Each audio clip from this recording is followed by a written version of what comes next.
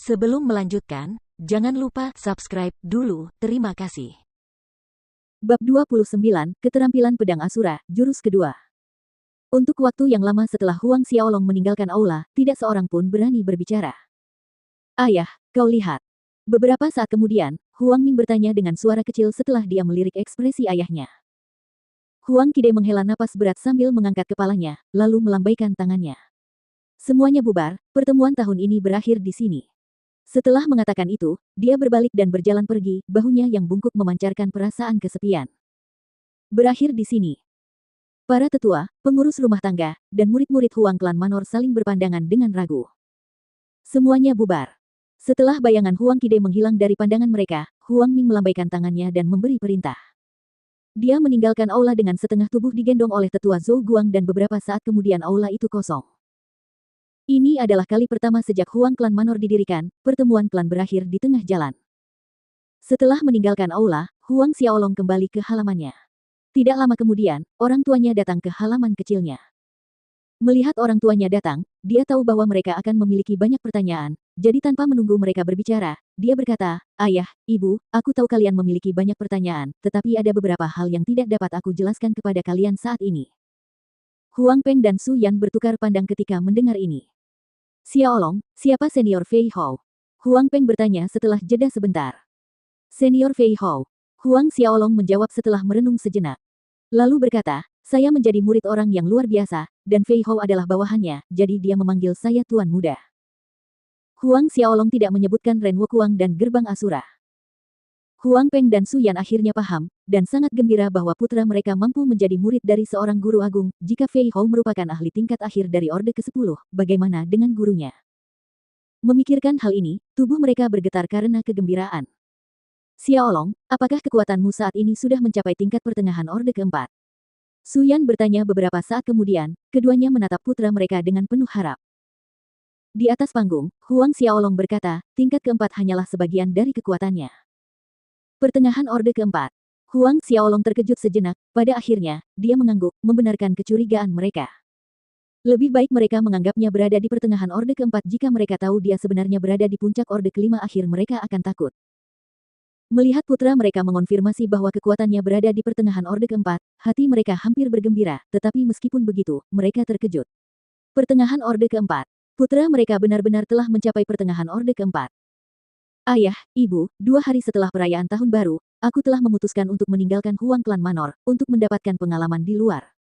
Huang Xiaolong berkata dengan tegas tanpa meninggalkan ruang untuk perdebatan. "Apa? Mendapatkan pengalaman?" Huang Peng dan Su Yan terkejut dan hampir berteriak serempak, "Tidak." Huang Xiaolong membuka mulutnya dan berkata, "Aku tahu kamu khawatir, tetapi dengan Fei Hou ikut bersamaku, aku tidak akan berada dalam bahaya."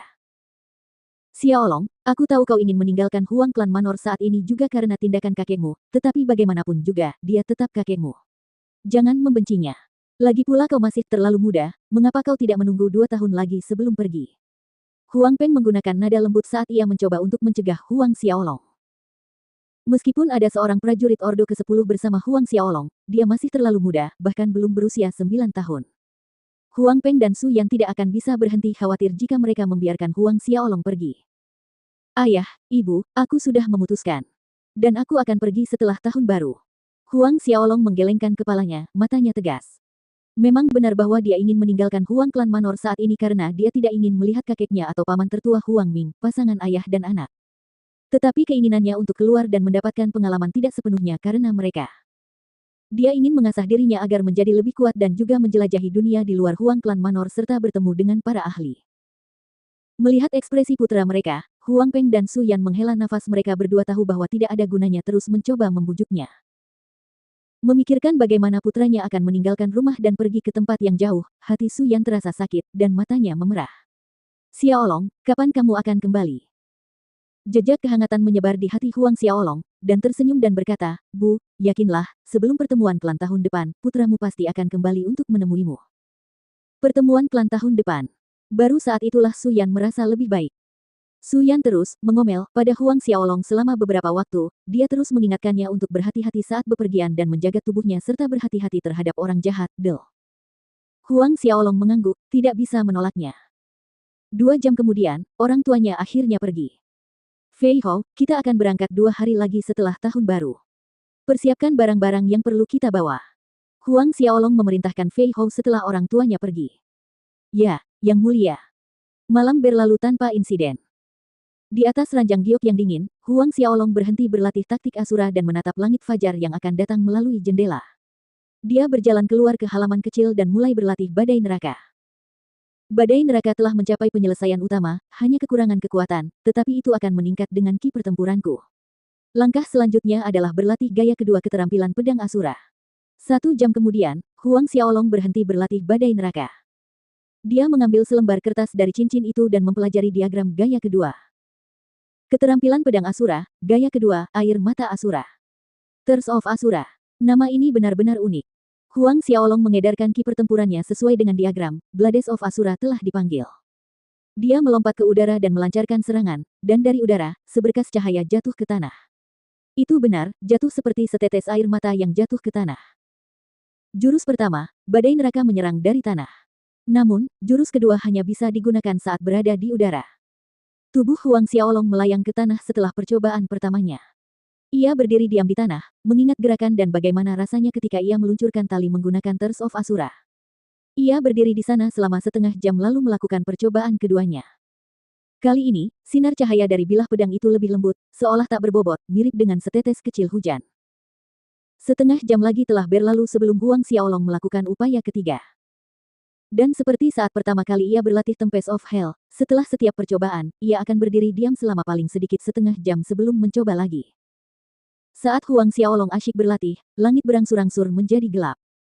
Dia menggelengkan kepalanya saat tubuhnya melayang turun dari udara. Meskipun dengan latihan selama 1 hari, kekuatan serangannya telah meningkat cukup banyak dibandingkan dengan yang pertama kali, dia belum mencapai penyelesaian minor. Menurut ilustrasi, ketika Thirst of Asura mengeluarkan suara teriakan, maka itu akan dianggap telah mencapai penyelesaian minor. Sepanjang waktu Huang Xiaolong berlatih, Fei Hou berdiri diam di luar halaman kecil.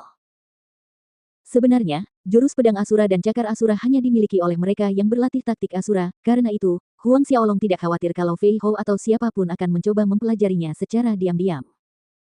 Tepat saat Huang Xiaolong menyelesaikan latihan Thirst of Asura, suara langkah kaki bergema di luar halaman kecil itu.